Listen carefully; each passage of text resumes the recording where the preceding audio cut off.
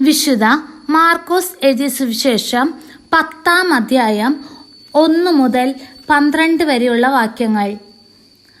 അവൻ അവിടം വിട്ട് യൂദയിലേക്കും ജോർദാൻ മറുകരയിലേക്കും പോയി.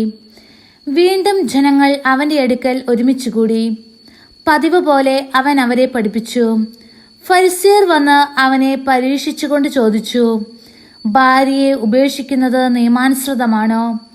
അവൻ മറുപടി പറഞ്ഞു, മോശ എന്താണ് നിങ്ങളോട് കൽപ്പിച്ചത്? അവർ പറഞ്ഞു, ഉപേക്ഷാപാത്രം കൊടുത്ത് അവളെ ഉപേക്ഷിക്കാൻ മോശ അനുവദിച്ചിട്ടുണ്ട്. യേശു പറഞ്ഞു, നിങ്ങളുടെ ഹൃദയ കാഠിന്യം കൊണ്ടാണ് മോശ ഈ നിയമം നിങ്ങൾക്ക് വേണ്ടി എഴുതിയത്. എന്നാൽ സൃഷ്ടിയുടെ ആരംഭം മുതലേ ദൈവം അവരെ പുരുഷനും സ്ത്രീയുമായി സൃഷ്ടിച്ചു. ഇക്കാരണത്താൽ പുരുഷൻ പിതാവിനെയും മാതാവിനെയും വിടുകയും അവർ ഇരുവരും ഒരു ശരീരമായി തീരുകയും ചെയ്യും. പിന്നീടൊരിക്കലും അവർ രണ്ടല്ല, ഒറ്റ ശരീരമായിരിക്കും. അതിനാൽ ദൈവം സംയോജിപ്പിച്ചത് മനുഷ്യൻ വേർപ്പെടുത്താതിരിക്കട്ടെ.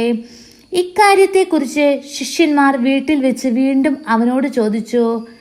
അവൻ പറഞ്ഞു, ഭാര്യയെ ഉപേക്ഷിച്ചു മറ്റൊരുവളെ വിവാഹം ചെയ്യുന്നവൻ വ്യഭിചാരം ചെയ്യുന്നു. ഭർത്താവിനെ ഉപേക്ഷിച്ചു മറ്റൊരാളെ വിവാഹം ചെയ്യുന്നവളും വ്യഭിചാരം ചെയ്യുന്നു.